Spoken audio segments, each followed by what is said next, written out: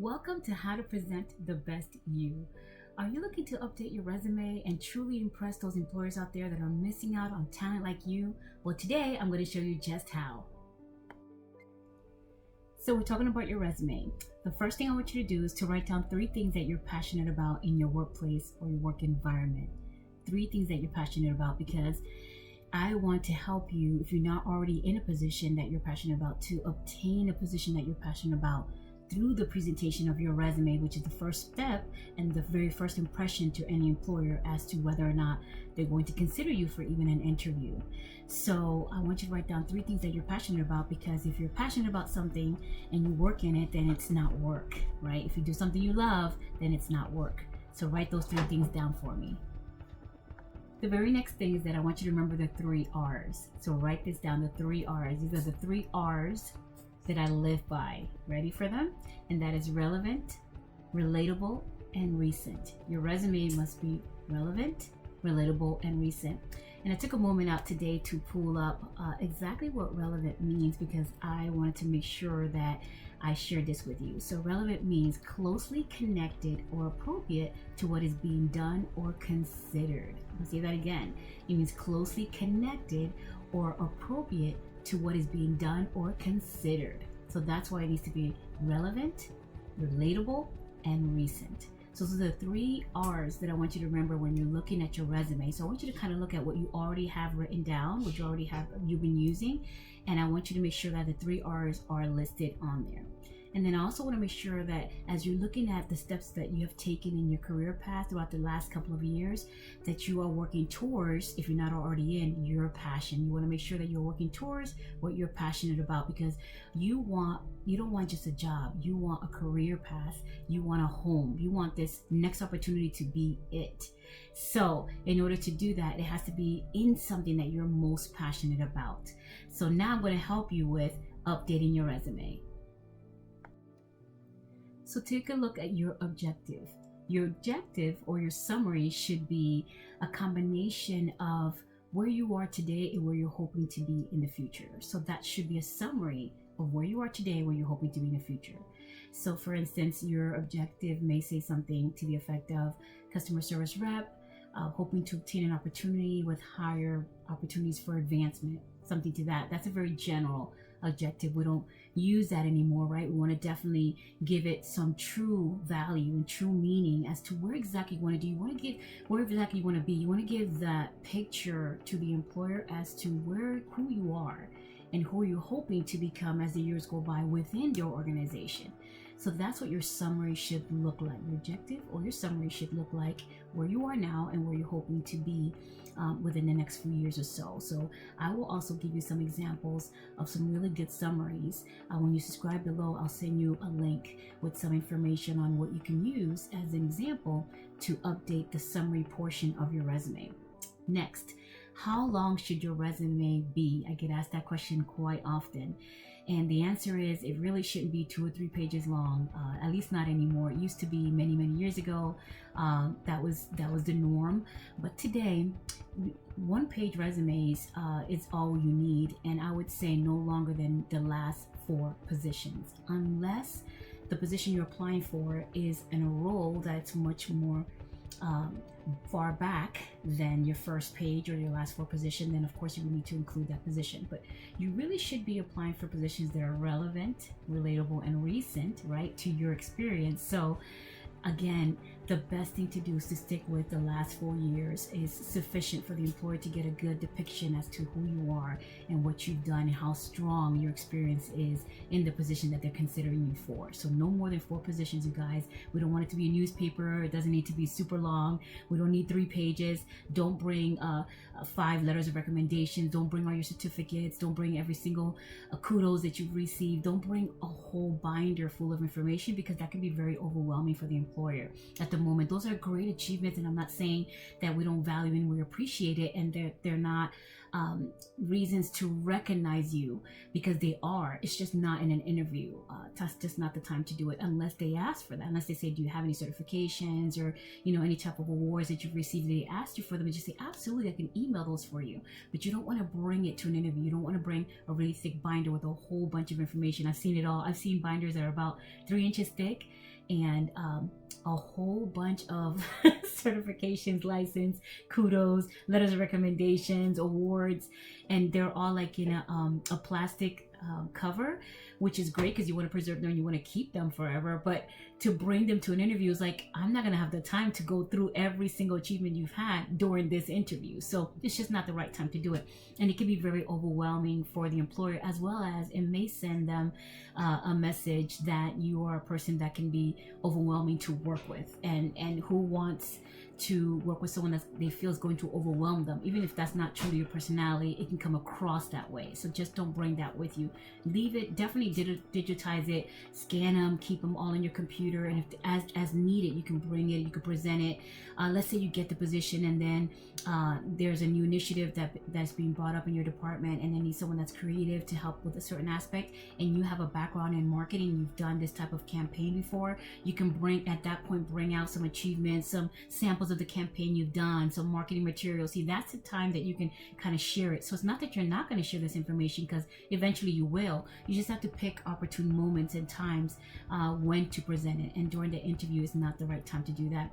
And when you're presenting your resume, certainly not the time to do that as well. So again, 1-page resumes, no more than the last 4 positions. Now, I like a nice simple format, because when I'm reading tons of resumes throughout the day, or when I'm interviewing a lot of people throughout the day, it's a lot of information for me to be able to obtain and retain. So I like a nice clean resume for me to review, and so that things just stand out to me and I can pinpoint them, and I can gravitate to them. So in order for that to happen, I like for you to use bullet points. So you can put obviously the name of the title that you had, the name of the company, the title that you had, the years you worked there, and then you can put a paragraph, and then just start putting bullets as to what some of your duties and responsibilities were, because it helps us to outline it better. When you outline it in that format, it's better for us to read it, retain it, see it, and appreciate it.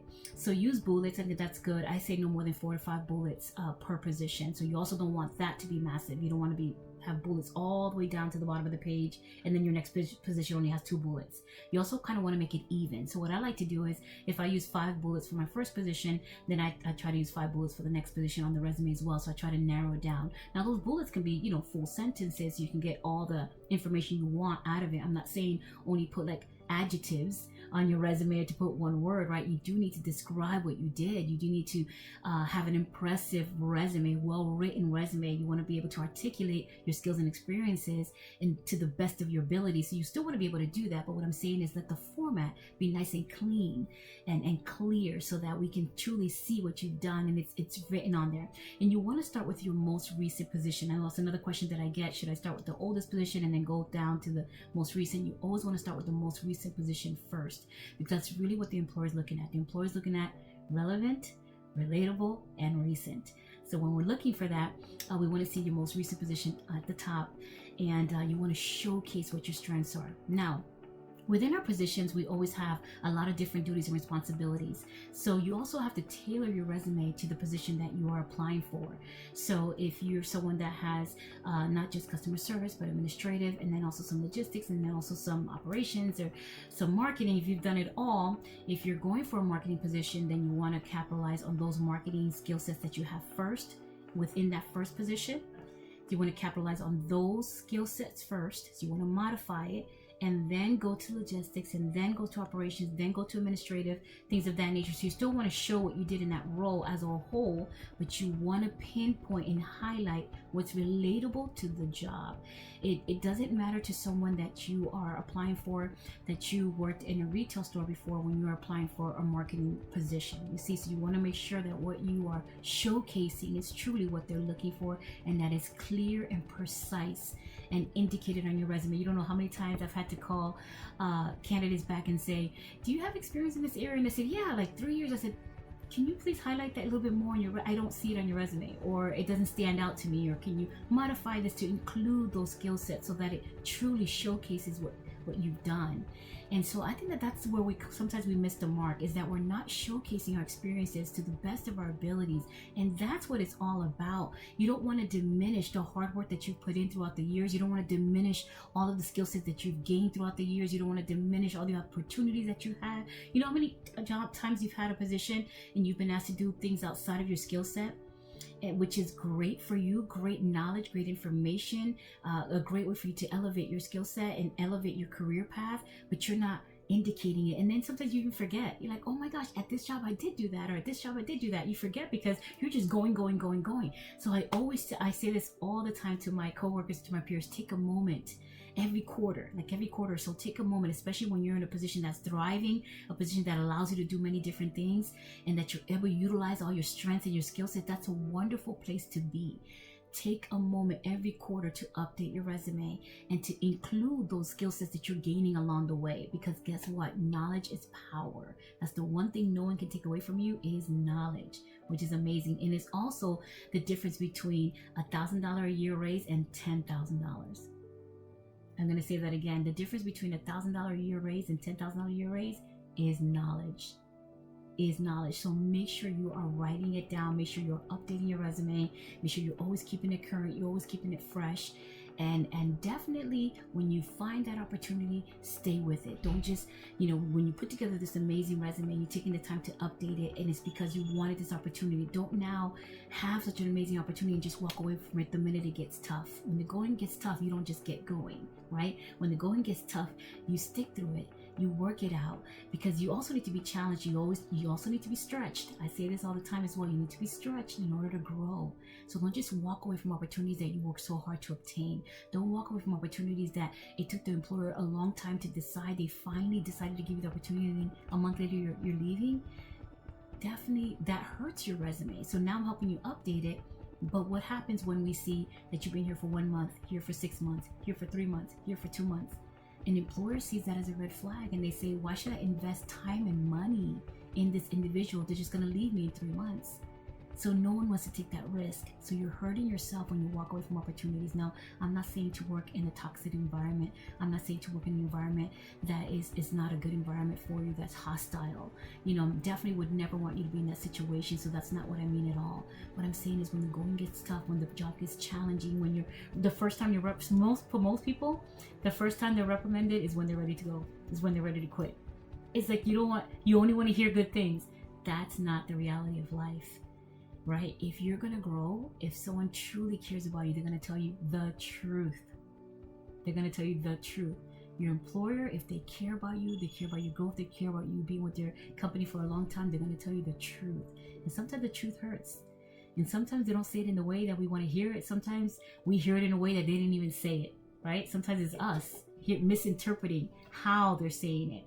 But at the end of the day, it's because no one likes to be critiqued, no one likes to be criticized, no one likes to be told anything negative. But that's the only way that we grow, you guys. So don't walk away from a position just because you've been critiqued, or just because they're giving you constructive criticism. It's constructive criticism at the end of the day. But it's criticism. I know you don't like it, but it's a part of the process. It's a part of your growth. So here's what I'm going to do for you. Once you subscribe, down below, hit the subscribe button and notification. I'm going to get the notification that you subscribed. I will then in turn send me below that you want a copy of the link on updating your resume. I have a template that I want to share with you. So I'm going to share with you a template that you can use to update your resume to a professional format. I'm going to be giving you some keywords that you can use to highlight and capitalize on your skill set, on your background and your experiences, so that you can have an impressive resume. So subscribe, follow me, tag a friend, share this with someone that needs it. Now is the time to self-educate. Now is the time to self-evaluate. Now is the time to definitely to thrive and reach toward that opportunity. For those of you who have lost, unfortunately, your position during this pandemic, now is the time for you to gain an amazing opportunity is waiting for you. but you have to first due diligence, and it starts with your resume. Let me help you put a beautiful resume together. So subscribe. I will get the notification. I'll send you the link. Let's get that resume updated and let's get you that job. Until next time, I'm Alexa on how to present the best you.